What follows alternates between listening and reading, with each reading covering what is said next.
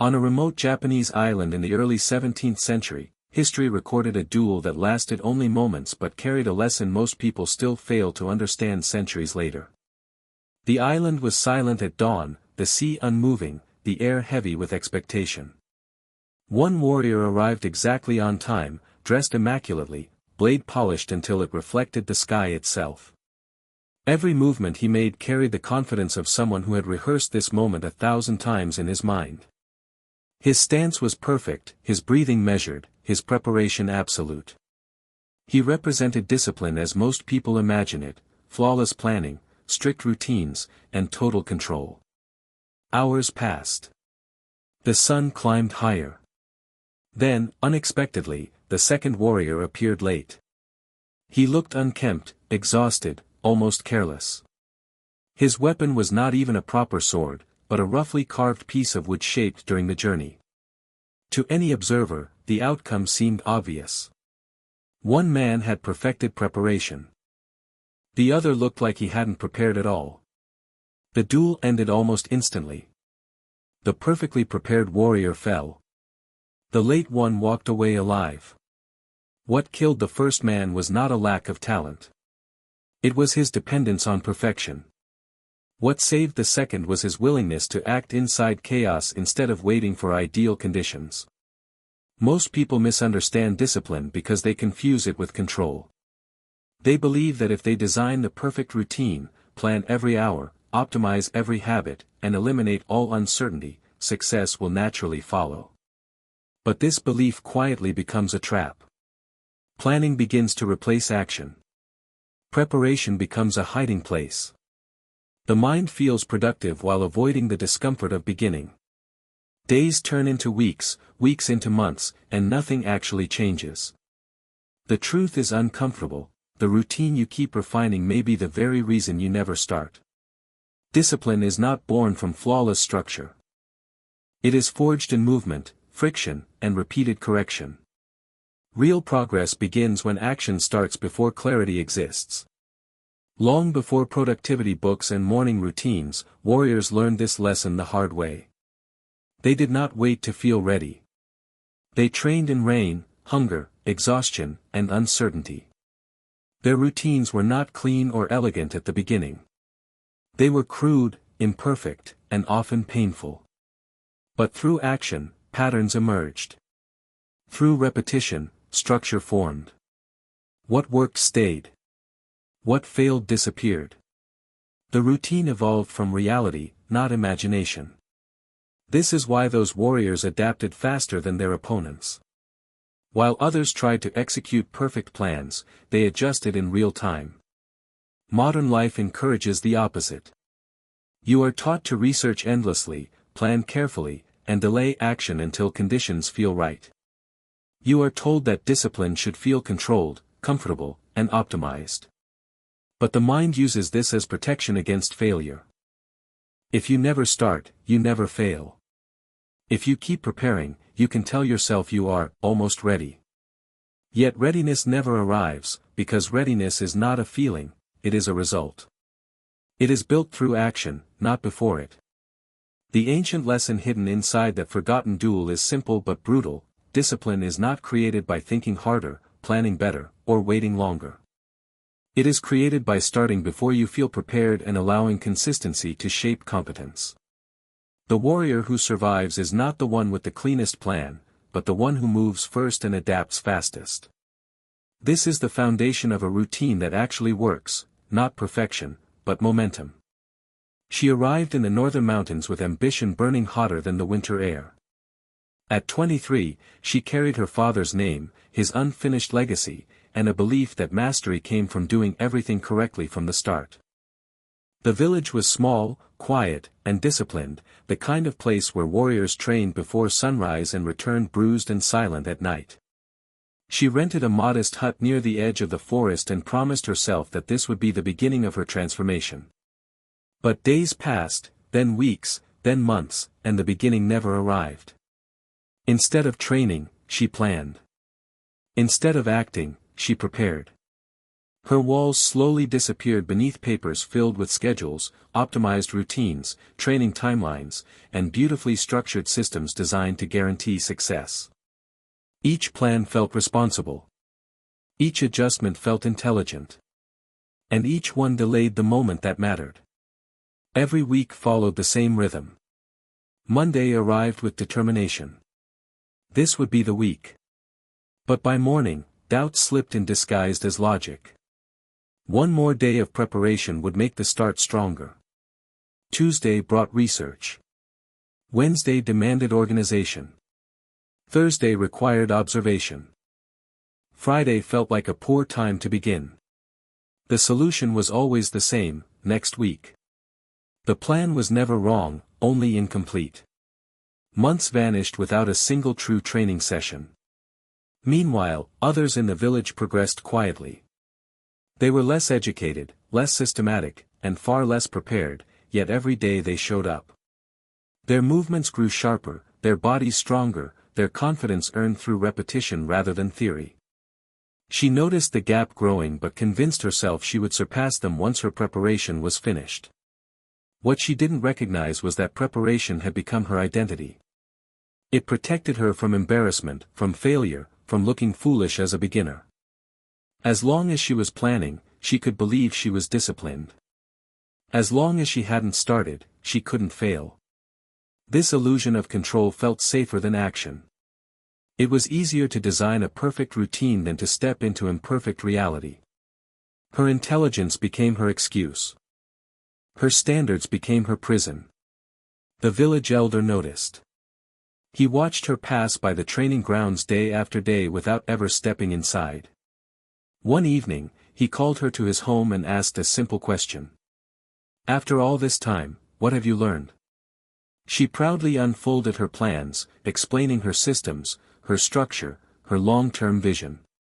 He listened quietly, then asked another question. "What can you do right now?" Silence filled the room. She explained that execution would come once preparation was complete. The elder did not argue. He simply reflected her reality back to her. After months of effort, you are exactly where you started. The only difference is that now you are surrounded by beautiful plans that prove you never began. The word struck harder than any physical blow. She defended herself, insisting that preparation prevented failure, that discipline required careful structure. The elder shook his head. Preparation becomes failure when it replaces action. When planning exists to avoid starting, it stops being wisdom and becomes fear. He told her there was someone she needed to meet, someone who understood the cost of waiting better than anyone. That night, alone in her hut, she stared at the pages she had once been proud of. For the first time, she felt what they really represented: time lost, energy wasted, and courage postponed. She realized the truth she had been avoiding.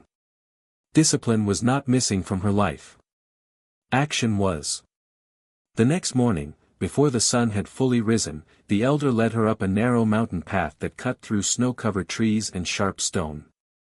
The climb was long and silent, broken only by the sound of their breathing and the crunch of frozen ground beneath their feet.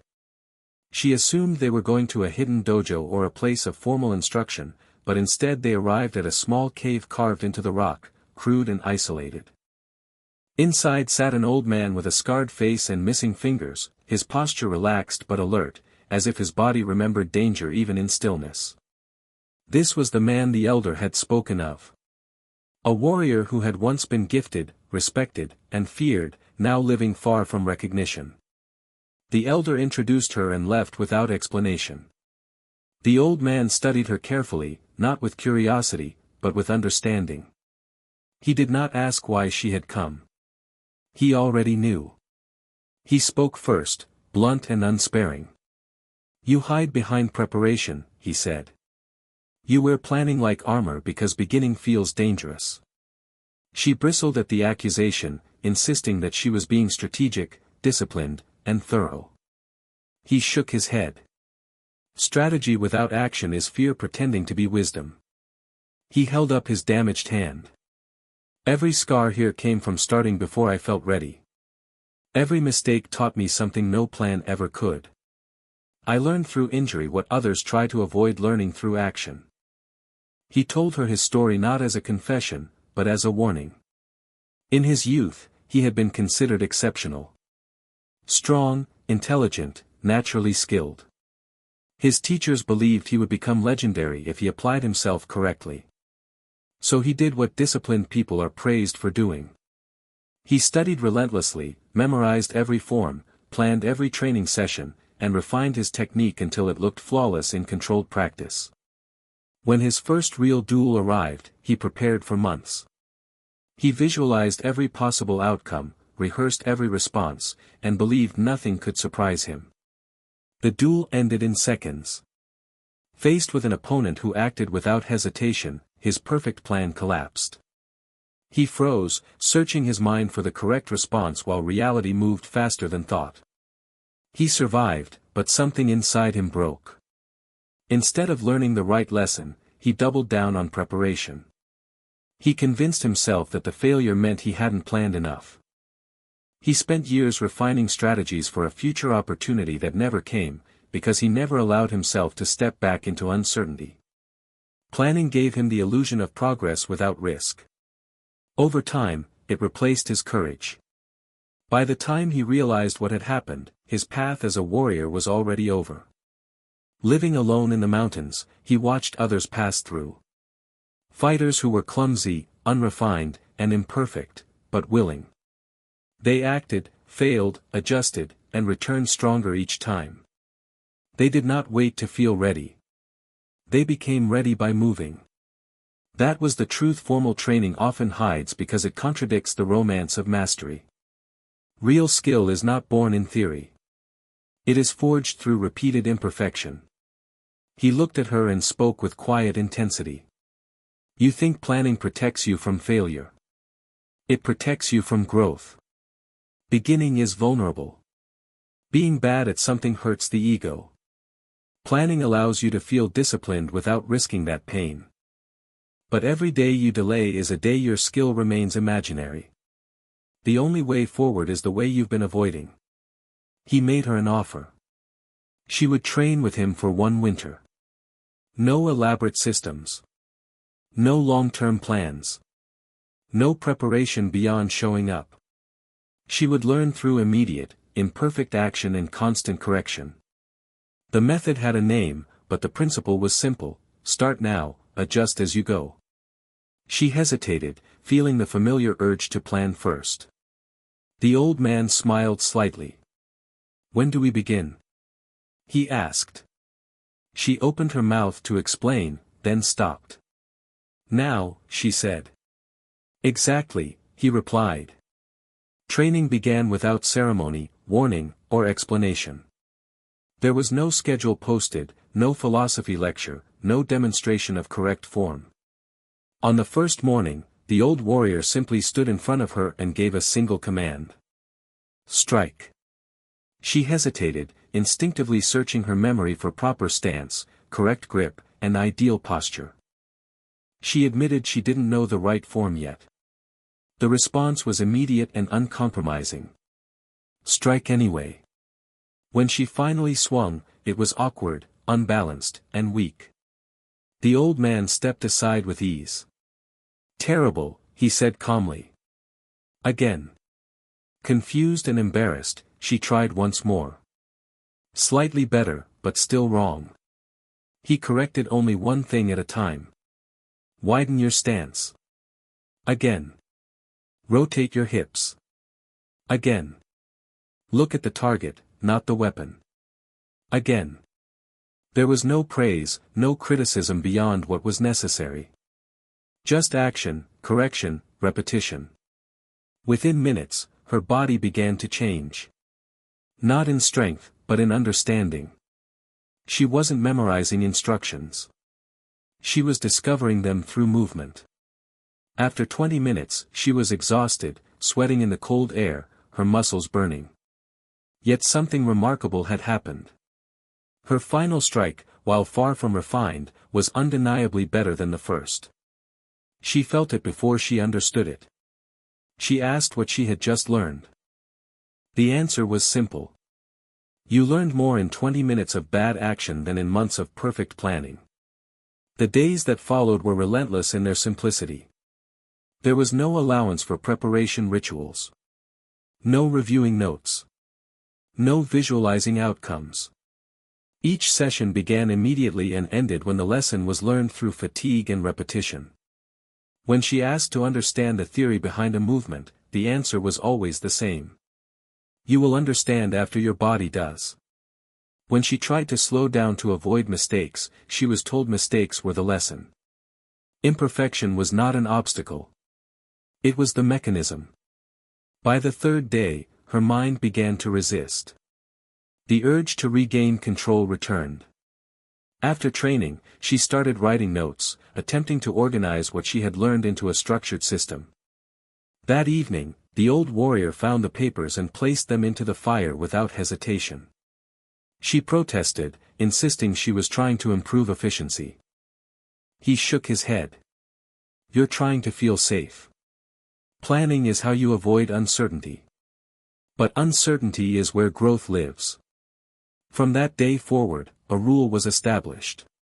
No planning beyond today. No analysis beyond immediate correction. Show up. Act. Adjust. Something unexpected happened by the second week. Her progress accelerated.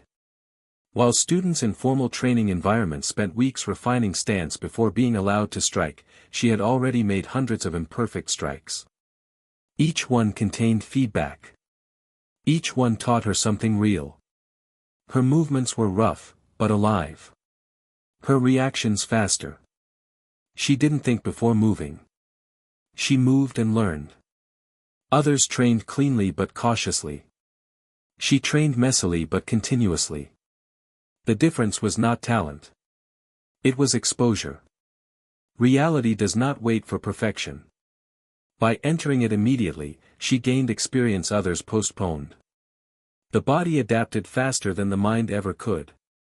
Corrections layered themselves naturally over time. What once felt chaotic began to organize itself without conscious effort. Structure emerged, not because she designed it, but because repetition demanded it. She began to understand the deeper lesson. Discipline was not about controlling every variable. It was about removing resistance between intention and action. The shorter that distance became, the more powerful the habit grew. The routine she had once tried to design on paper was now forming on its own through daily movement. Not elegant. Not optimized. But real. And for the first time since arriving in the mountains, she was no longer preparing to begin. She had already begun. As the weeks passed, the training shifted from physical repetition to something more subtle and dangerous, the mind. One evening, after a long session that left her hands trembling from fatigue, the old warrior finally explained what had been happening beneath the surface. He told her that the greatest enemy of discipline was not laziness, but fear disguised as intelligence. The mind, he said, is clever. When it senses vulnerability, it does not always resist openly. Instead, it offers productivity without risk. It encourages planning, research, optimization, and preparation, all of which feel responsible and safe. The danger is that these activities provide the emotional reward of progress without requiring action. You feel disciplined while staying exactly where you are. He called it the planning trap. When people say they will start once conditions are right, what they really mean is that they want to feel protected from failure. Beginning something new exposes weakness. It reveals how little you actually know. For someone who values competence, that exposure feels threatening. Planning delays that threat. Each additional layer of preparation feels like armor. But armor becomes a cage when it prevents movement.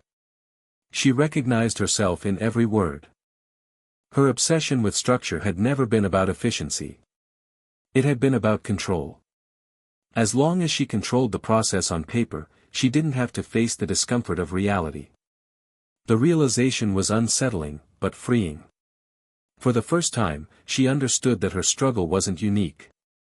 It was human. The old warrior explained why perfectionists suffer the most. They believe they will begin once they are ready, but readiness only comes from experience. You cannot become precise without first being imprecise. You cannot become confident without first being uncertain. Waiting to start until you feel capable ensures you never gain the very capability you are waiting for. This is the paradox. The qualities you want from discipline are produced by action, not by preparation. He spoke of adaptability as the true measure of strength. In combat, reality does not respect plans. It changes without warning. The fighter who survives is not the one who memorized the most techniques, but the one who can adjust fastest when something goes wrong. Adaptability cannot be rehearsed perfectly.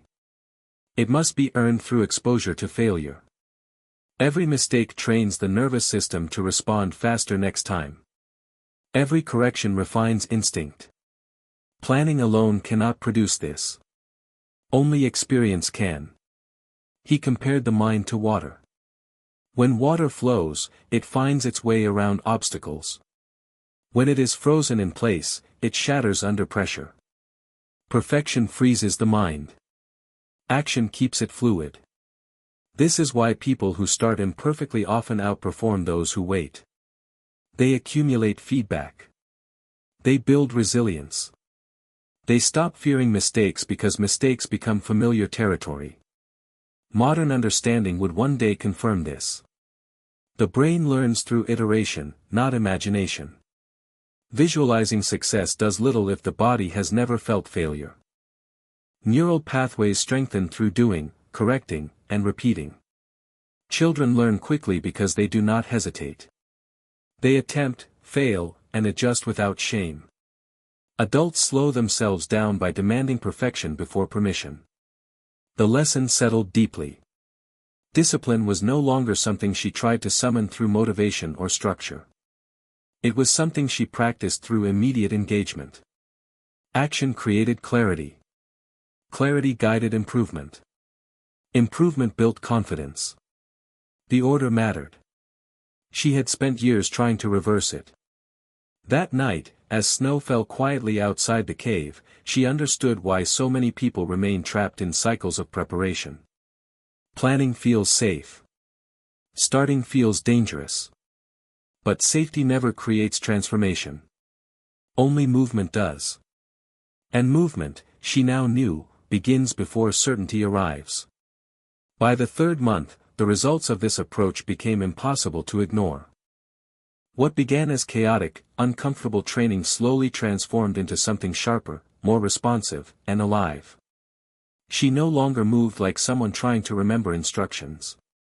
Her body began to act before her thoughts could interfere. This was the moment the old warrior had been waiting for. He explained that true skill emerges when thinking steps aside and awareness takes over. Planning lives in the mind. Action lives in the body. Mastery belongs to those who let the body learn. He introduced what he called the avalanche method. Real discipline, he said, does not begin with grand commitments or perfectly structured routines. It begins with movement. One action triggers another. Momentum builds quietly at first, almost unnoticed. But once in motion, it becomes difficult to stop. Most people fail because they try to start big. They design ambitious schedules, rigid systems, and demanding goals. When motivation fades, the system collapses. The avalanche method works because it removes resistance at the beginning.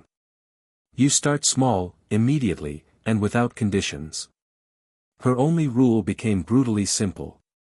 Each morning, she had to begin training within 5 minutes of waking. No planning.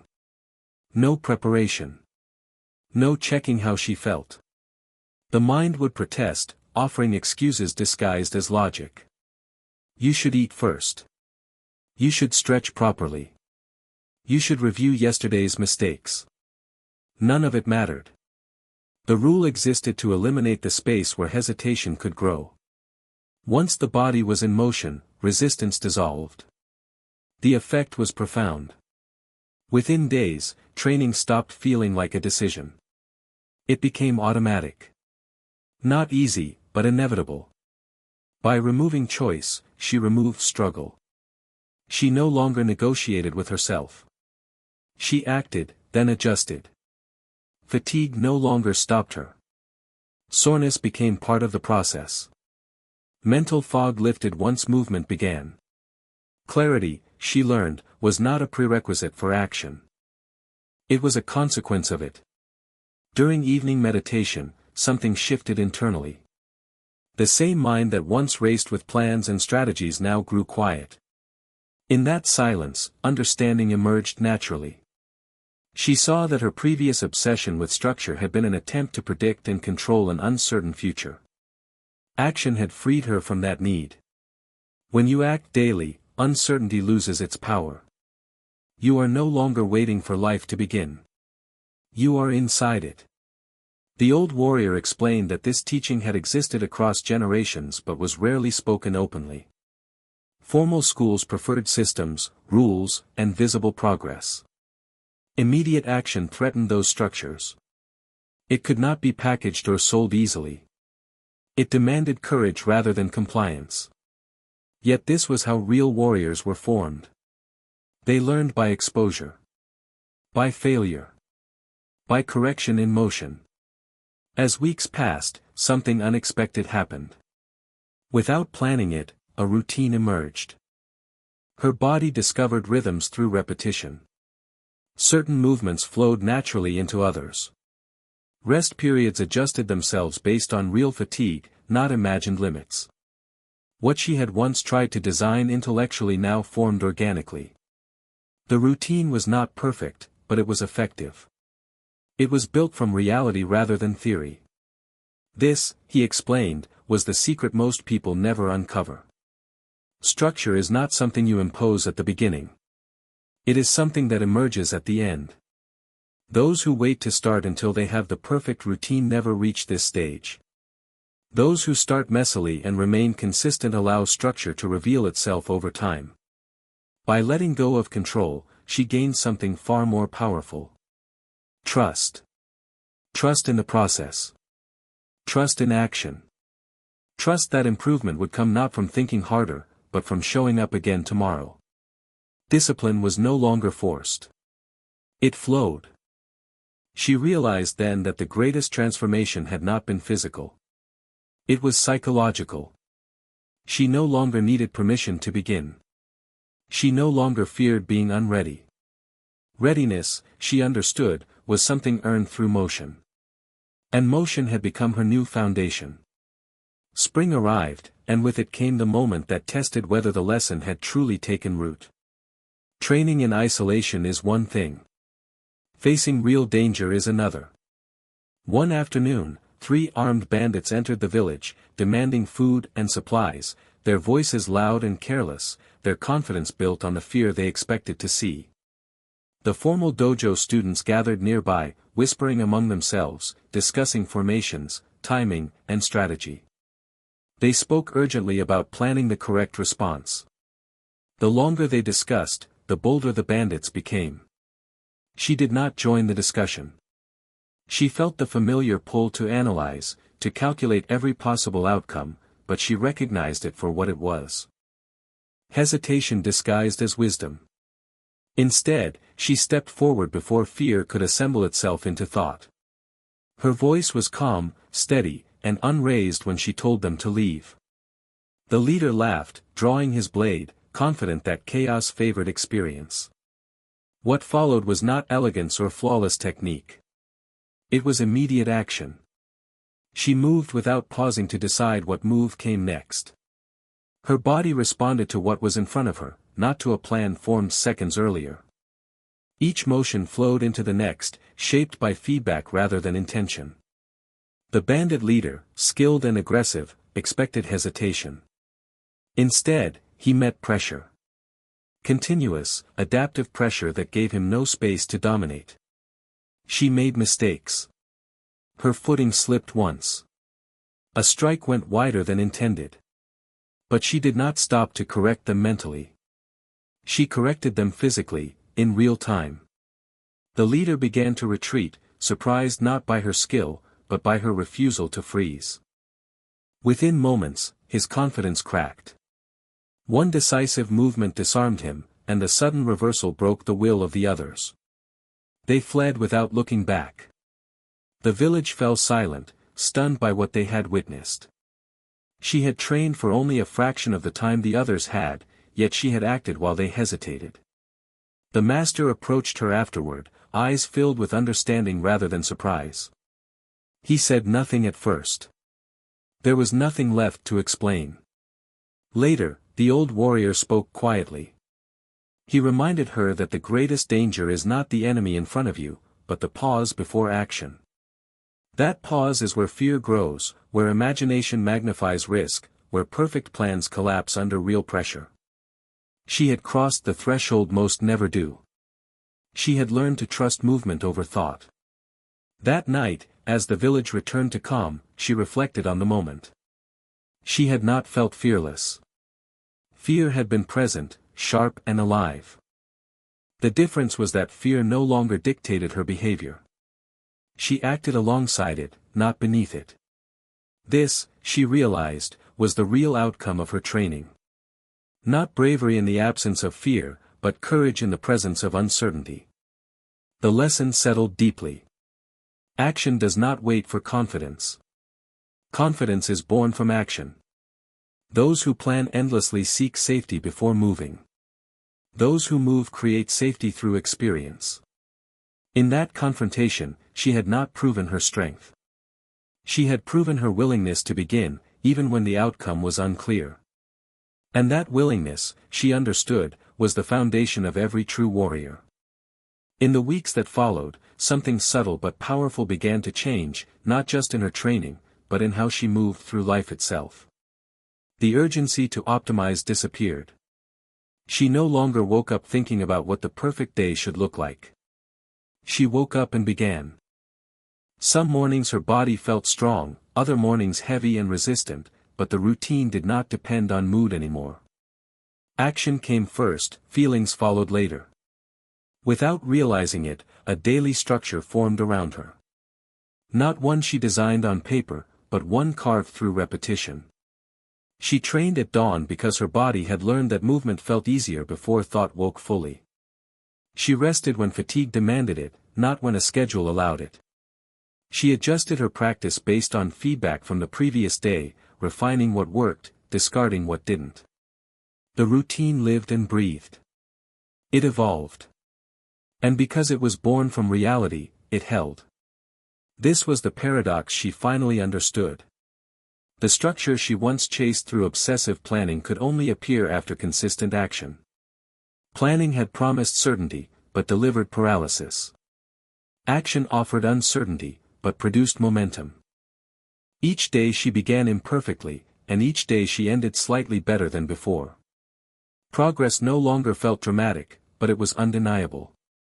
One evening, the old warrior spoke to her again, this time not as a teacher correcting a student, but as someone acknowledging a transformation. He told her that most people never escape the illusion of preparation. They mistake thinking for doing, learning for practicing, planning for progress. They collect information, build systems, refine intentions, and wonder why nothing changes. The truth, he said, is uncomfortable. Change demands friction. And friction only exists in motion. He explained that this was why so many routines fail. They are built for an imagined future version of the self, not the one that exists today. People design routines they believe a disciplined person should follow, then abandon them when reality does not cooperate. Warriors do the opposite. They start with what is possible now and let discipline grow from consistency, not ambition. She recognized herself in his words. The old version of her believed discipline was something you earned before acting. Now she understood that discipline is the byproduct of acting daily, especially on days when motivation is absent. Motivation, she realized, is unreliable. It comes and goes. Action, once habitual, stays. As spring deepened, villagers began asking her questions. Not about technique, but about consistency. How did you train every day? How did you stay focused? She gave them answers they did not expect. She told them she did not wait to feel ready. She did not seek clarity before starting. She began confused, tired, imperfect, and allowed clarity to emerge from repetition. Some nodded in understanding. Others looked uncomfortable. The lesson threatened a belief they held tightly, that one day, after enough preparation, they would begin. She had once believed the same lie. That night, sitting quietly, she reflected on the path she almost never walked. If she had waited longer, planned more carefully, optimized further, she would still be standing at the edge, untouched by progress. The difference between her past and present was not talent, intelligence, or discipline. It was the decision to begin without permission. She finally understood why the greatest warriors were often described as simple. They did not overthink action. They respected momentum. They trusted experience over theory. Their routines were not rigid systems imposed on life, but flexible practices shaped by life itself. And in that understanding, she found something deeper than productivity. She found peace.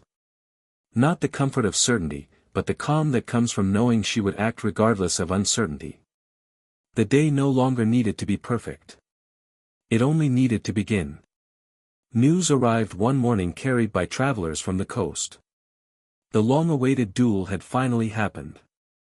Miyamoto Musashi and Sasaki Kojiro had faced each other on the island, and the outcome was already spreading like fire through every village and road. Kojiro was dead. Musashi had walked away. The story fascinated people not because of violence, but because of what it represented. Two philosophies colliding, and only one surviving. The villagers debated endlessly. Kojiro, the master of refinement, had spent his life polishing technique until it was flawless. His movements were studied, rehearsed, perfected beyond doubt. Musashi, by contrast, was known for disorder, for arriving late, for appearing careless, even disrespectful. To many, the result made no sense. How could chaos defeat perfection? The old warrior gathered those who trained under him and spoke quietly.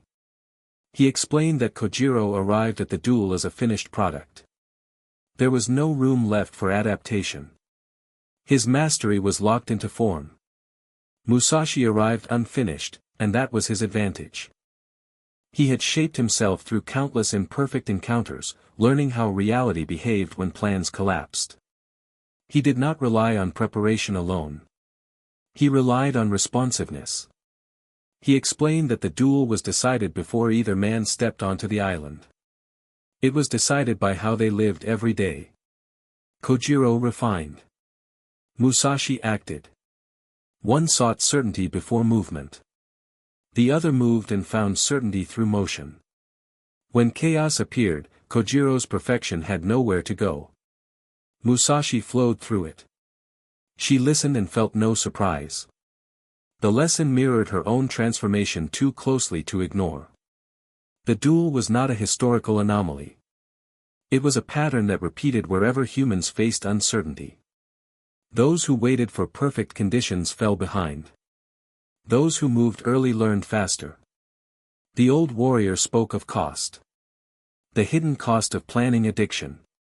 Every week spent designing the perfect routine is a week not lived. Every month researching the ideal method is a month without experience. Time, once lost, does not return. Most people never fail because they try and lose. They fail because they never try at all.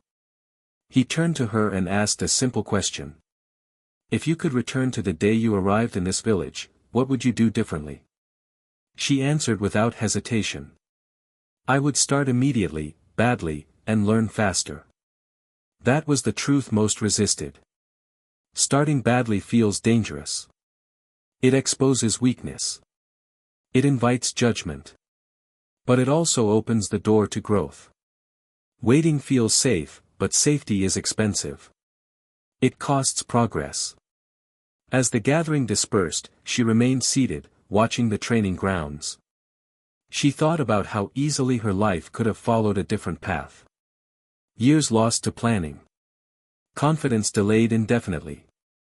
She understood now that mastery is not delayed until readiness appears.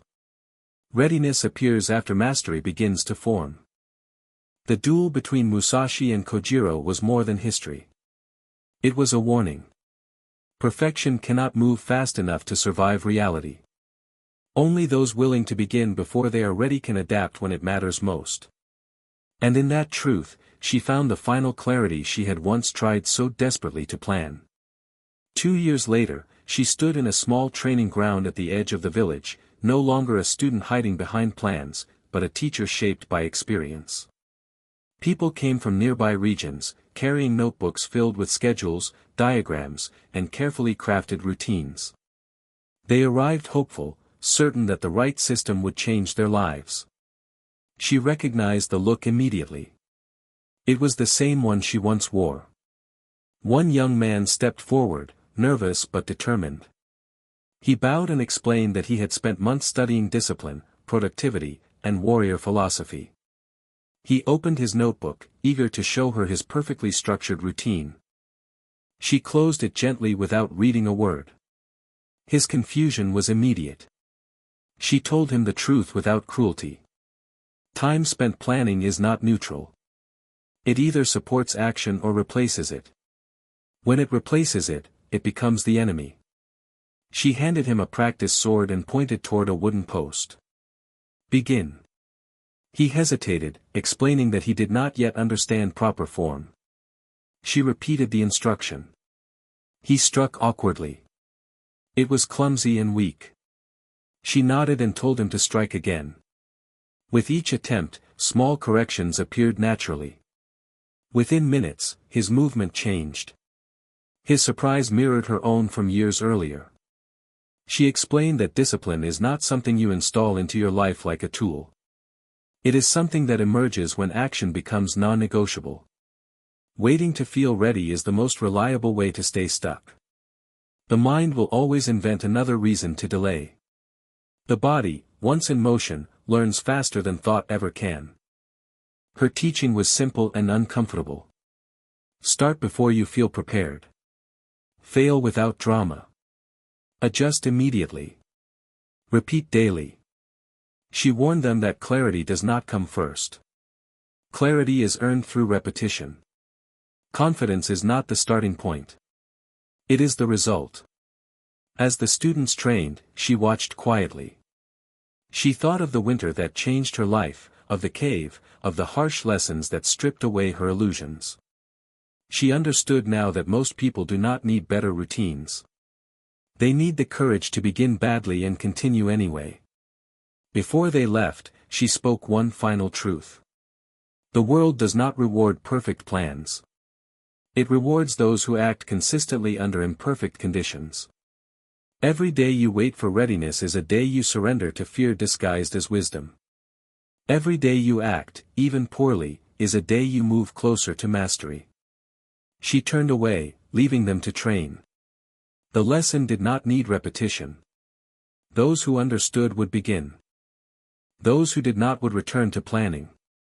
The path was clear, as it had always been. The warrior who waits to be ready never starts. The warrior who starts becomes ready.